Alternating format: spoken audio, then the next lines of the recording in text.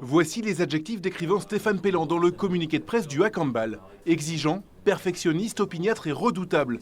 Ça peut faire peur, mais le nouvel entraîneur promet une chose, du spectacle. Moi, j'ai envie qu'on prenne du plaisir à regarder un match de handball. Remplir une salle, il faut rendre le handball féminin attractif. Donc ça passe par du jeu, ça passe pas forcément du beau jeu, mais du jeu rapide. On n'a pas le temps de réfléchir, on n'a pas le temps de souffler. C'est ça qui fait le beau jeu, c'est ça qui fait le spectacle. L'an dernier a clairement été une déception avec cette 4e place seulement en play-off de D2. L'objectif est donc de remonter au plus vite dans l'élite et de ne pas s'arrêter là. Quand on vous parle du plan ACAN 2022, ce n'est pas que le niveau national, c'est le niveau européen. Et pour aller au niveau européen, il faut aussi avoir des ressources en interne et la Normandie regorge de ces ressources-là. Par contre, il faut que ces ressources-là convergent vers le plus grand club et le plus grand club, c'est nous.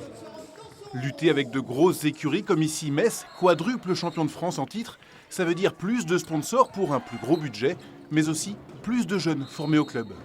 À l'époque où le HAC jouait en LFH, on avait beaucoup d'emplois aidés. Donc ça nous permettait aussi d'avoir des joueuses qui étaient en capacité et de jouer et d'intervenir dans les écoles. Aujourd'hui, ça n'existe plus.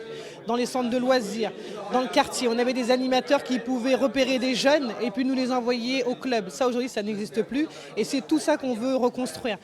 Entraîneur depuis 2005, Stéphane Pelland a multiplié les casquettes dans différents clubs. Manager, entraîneur, formateur d'arbitres.